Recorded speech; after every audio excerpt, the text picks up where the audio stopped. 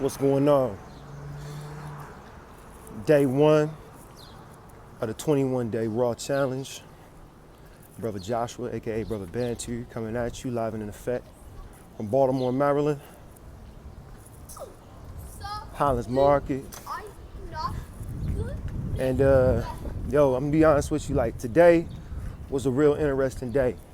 It didn't even have to do with like, not eating cooked food or anything like that, for real. Like, I've been fasting for years now. My uncle introduced me to juicing back when I was a teenager. So I was juicing for years, and then I did a 40-day juice fast back in 2008.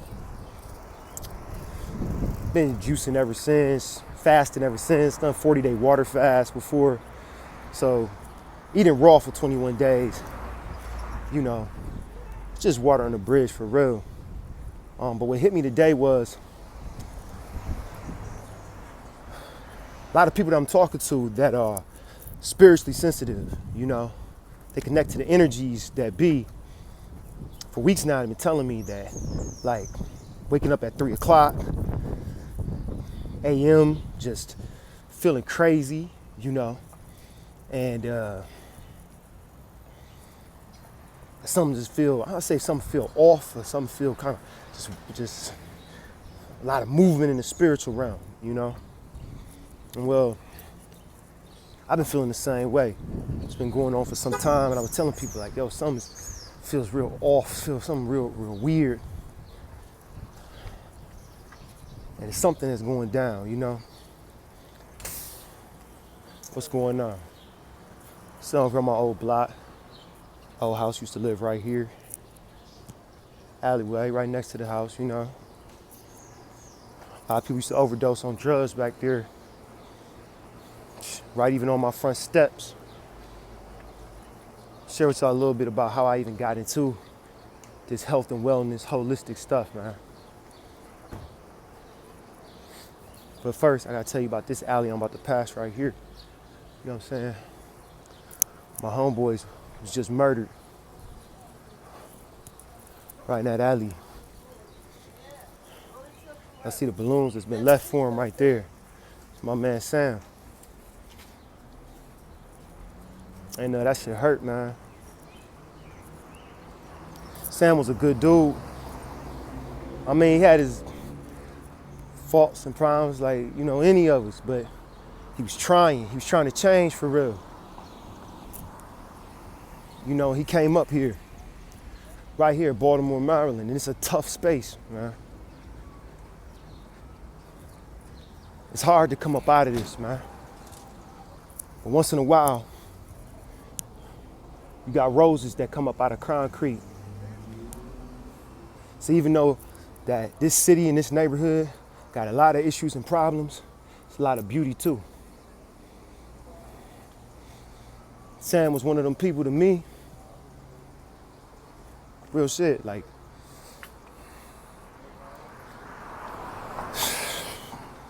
and we got killed, man. It brought back a lot of feelings of other brothers that I had lost over the years here.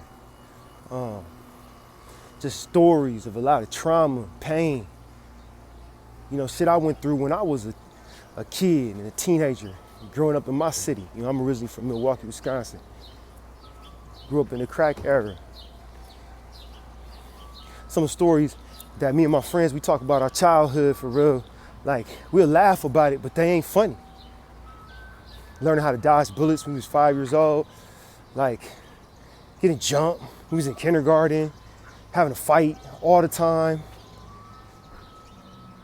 The trash, crack babies, the constant threat of violence. The stress, man. The stress that you gotta trying to survive, but then also that stress of trying to do something for your people that's positive, you feel me? And I came here to Baltimore to really right some of the wrongs that I had seen that had been happening within the black community. Started working with teenagers, and I ended up working with gang members and doing anti-sex trafficking and worked with real poor populations and homeless people and drug addicts and all different types of folks throughout the hood. Then I went overseas and did work in Honduras and Haiti. Seen some real wild stuff, man. Then ended up in South Africa. One of the biggest slums in the world, right there in Johannesburg. I'm talking to the people. I'm hearing the same story that I'm, hearing here, right here in the hood. Whoa, what it do, Philly? Peace, Queen. What up, Doc? Good to see you, man. How you been? All is well. All right, cool. I feel you, man. Yeah. Man, I know I was just on the joint talking about it. I'm gonna stop real quick, talk to my homeboy Philly about, our friend Samuel passed away. But yeah, man, it just, brought back a lot of feelings. Brought back a lot of feelings over a lot of deaths, a lot of kind of, just traumatic shit that you go through, man. Being black in America, being black in urban spaces, in these inner cities. And yeah, man. So, way I got into all this health and wellness for real was, I was working with the youth and trying to then, I started working with all these other groups of people and trying to make a change and all that. And then Freddie Gray situation happened. And, he was a young man that lived in West Baltimore, right up this way. And he was killed by the police. And there was ensuing uprising that happened, protests, looting, rioting, all of that. And we had to come right over here to this neighborhood right back there. And, I was a protester. I was out marching and all of that, but I also had to come over here and protect my hood and make sure that our friends, who are the business owners and stuff, we didn't lose our businesses. We've been working on projects together and they've been supporting community things. So we looked out for them the way they looked out for us. And we held it down, You had drug dealers coming together with other community members and we held that whole, we held down Hollins, real talk. But coming out of that uprising and just seeing how traumatized people were in the organizing meetings. I went to so many organizing meetings. I held my own meetings and we could never really get forward motion and movement on stuff because all the trauma that was inside of people, all the issues that they had, like a woman would have an issue with black men, so then she upset in the meeting, or a black man, he had an issue with women and stuff, so he come off in the meeting, or somebody had an issue with this thing or with that person or with whatever, and all these issues and problems and stuff was coming up in the meetings and stopping us from being able to find some type of thing to unify around so that, we could heal the hood.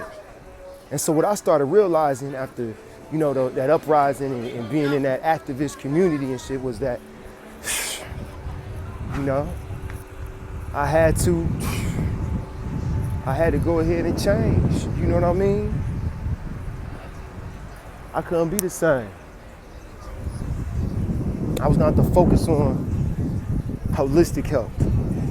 I was gonna have to focus on, what's going on, peace. I was gonna have to focus on the health of myself. It's gonna heal my mind. I was going through a spiritual crisis. I was gonna have to heal my body. Because after years and years and years doing work in the hood, and at that time trying to get some funding to really push forward a workforce program so we could help get some brothers off of the street, because I had some brothers that had asked me for jobs. And I was running a little workforce program, and one of them asked me, I didn't have any more slots left, and next thing I knew, in like a couple months, he was dead, right? Murdered. And he was a corner boy, he sold drugs and all that, but he was looking for a way out, And so I was really trying to get funding and really push this thing forward. But after all that time and stuff, man, it just built up. And I had gained like hella weight, you know? I was looking, topping 300 something pounds, just stressed out and throwing up stomach acid. I was in a failing marriage, you know, at a job that didn't appreciate me. You know, I was working in the community, they were paying me to do it, but I had to deal with all these different, the white power constructs and politics around that and happening in the city. And it's just, man, I was worn out, man. And so I went through this process, and when I made a decision, you know, 6.5 years ago, that I was gonna change, you know, that I was gonna live, I was gonna heal, and I was gonna do my best to help others to heal. Because what hit me was this, and that's that if the individual doesn't heal, the family can't heal. If the family can't heal, the community can't heal. If the community can't heal, and the collection of communities, which we call our cities, they can't heal. If the cities can't heal, then the collection of cities, which we call a nation, can't heal. And so my people, we gotta heal individually, collectively, from family to community, to nation, to the world. It was gonna start with me and my own. So that's what got me focused, you know, and took me all different types of ways into metaphysics and African spirituality, and the water fasting, juice fasting, all different types of healing modalities, you know, studying all different types of spiritual practices, psychology, trauma, epigenetics. Just took to becoming a student myself, student of my people. And all of that brought me here to this moment in time. I asked Spirit, what type of fast should I do? Because see, I just wanted to drop off some pounds. See, after being 300, I lost like 117 pounds, right? I had this goal set when I was 300 that in 5 years, I was gonna lose 100-some pounds, transform my life. I did it. But I wasn't quite where I really, you know, wanted to be all the way. So I said I needed another goal so I could keep it moving, you know, so I wouldn't go back. So I set a goal for 2 years. That's how I'm gonna help some people, you know? And I didn't immediately start it, but then my mother got sick. And then a series of events happened with some people close to me passed, not my mother. But then one of those people was my little brother. He's not my actual little brother. He's a mentee of mine. He's actually more like a spiritual son. We were real close. My Baltimore day ones, named Bilal Westcott. He rest in power. Long live loud.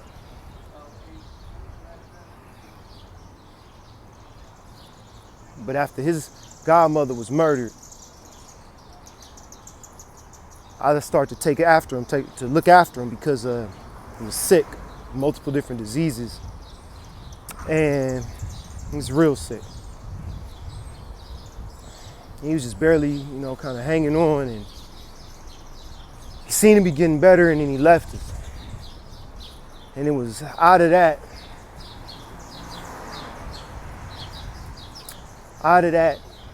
pain and grief and out of that healing even. Because when Bilal passed, a bunch of my kids I had helped to raise, they're now adults, they all got together, man. And they threw a little event, my little sister Deshawn, and all of them was there, Mike and Marco, and Wayne and Tyree, Matthew,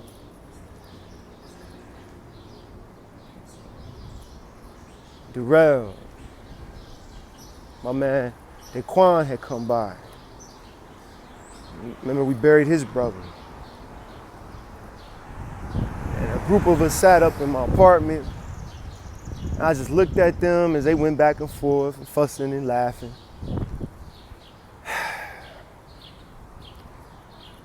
And I know what I had come here to do, which was try to bring them closer to God. And what is God, you know? But my understanding was love. God was love. And when I saw they loved each other, I saw that they came together to celebrate our brother. One of my little sisters, she said, we here also to celebrate you, Brother Josh, because you brought us together. Man, I don't know, man. I don't know, man.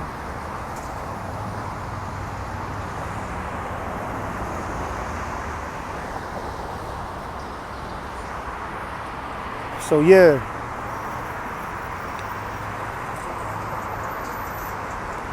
I decided then, I said, you know what? Go ahead and launch this thing. And I ended up launching The Journey.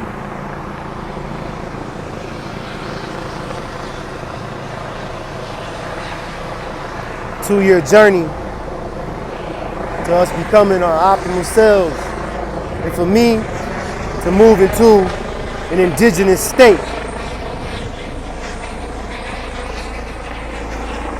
A state of mind, a state of spirit, a state of body.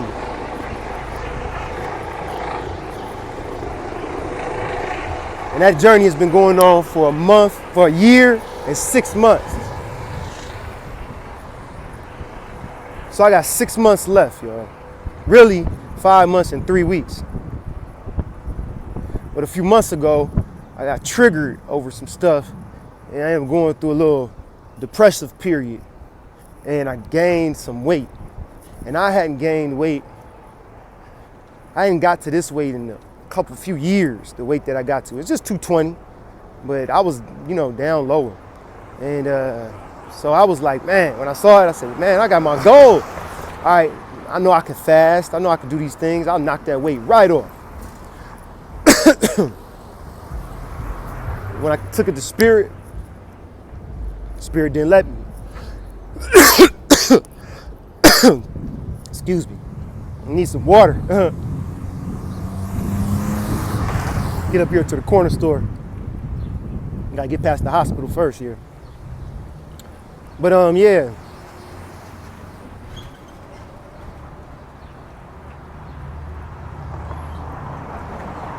So I got 5 months and 3 weeks to hit this goal. And so I started asking Spirit, and Spirit was like, 21 days. And I was like, 21 days what? And I got 21 days raw. And then just synchronicity started happening. It was like 21 days raw, fruits and vegetables. I love the nuts and seeds, man. I like all that. So I was like, I could make some stuff, make all kind of cool, sauces, and you get a protein and the fats in.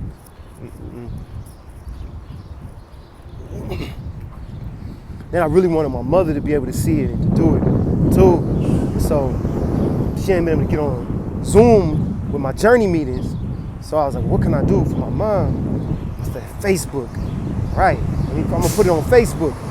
But she can see that. Maybe she'll get with it, helping her healing. Then I go to Spirit, and Spirit is like, open it up. Then I'm like, all right, I'm gonna charge for it. Because, since I started the journey, I started charging for running fasts and cleanses and stuff. I used to always give them away for free for years. But I noticed people weren't sticking with them. So I started charging, people stuck with them a little bit more. Spirit was like, no, give it away for free. It will have no cost. you know, associated with that, with the leading of that part. You know, I could put a cost on the herbs. You know, I sell herbs and stuff, so I could put a cost on that. But on the actual guiding of it, let that be open to everybody, so everybody can participate in it. And so, and you know, there was no barrier where some people would maybe think I was just in it for money. You know, so it's like cool.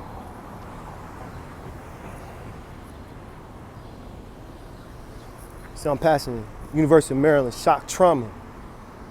It's one of the premier shock traumas in America.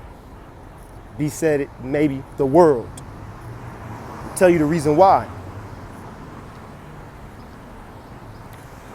Because that place right there, they have a steady stream of gunshot wound victims, shot usually multiple different times to work on.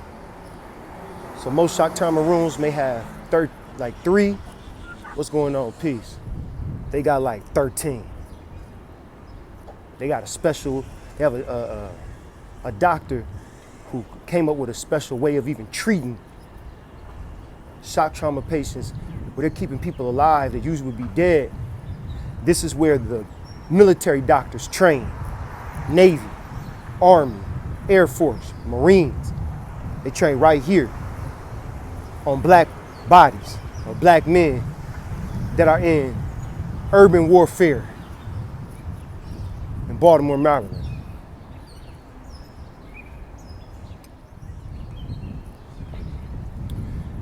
So Spirit was like, hey, open it up.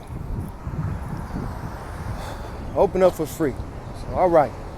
So I did. And we got a really great response. A lot of folks from all over the world is joining, you know, all over the country.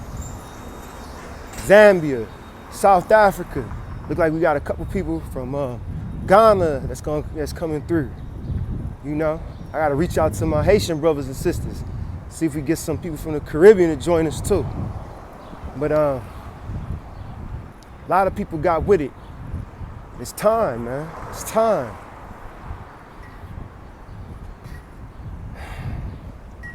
It's time for us to heal, man. It's time for us to heal. So I started my journey with a 21-day cleanse, you know, 6.5 years ago. And here we are coming to the end, and using another 21-day cleanse to take some folks with me this time. We're focusing not just on the body, we're eating fruits and vegetables, but we're also doing this thing in the morning called the Power Hour. For 1 hour, we focus 20 minutes on the mind, mindfulness. 20 minutes on the body, either doing weight training or yoga. And then 20 minutes on the soul. Usually that's meditation. And with that 1 hour in the morning, we're able to set intentions, focus our energy, get our body up and moving, detach from our minds and our bodies, come into alignment with our higher self, and take on the day. And it kicked me out of the depression. I was able to get back into my practices of Kemetic yoga, herbalism, my daily walks, my weight training, meditation practice, breath work, all these things. So I incorporated this Power Hour into this 21-day challenge. Instead of calling it a fast or a cleanse, I call it a challenge because I'm challenging you, you know? Not just if you live in the hood, but if you having this human experience. If you're a divine being having this human experience, it's time for you to elevate. I'm challenging you that's overweight, that's carrying not just physical excess fat on your body, but that's also carrying excess grief, and shame, and guilt, fear, doubt, misery, trauma, and turmoil. I'm challenging you to release that weight, to let that shit go, man. So you can elevate. So we can elevate. Yo, let's heal together. It's Brother Joshua, also known as Brother Bantu, holistic health coach of the journey, the director of Concrete Rose, and your brother, if you energetically inclined. One.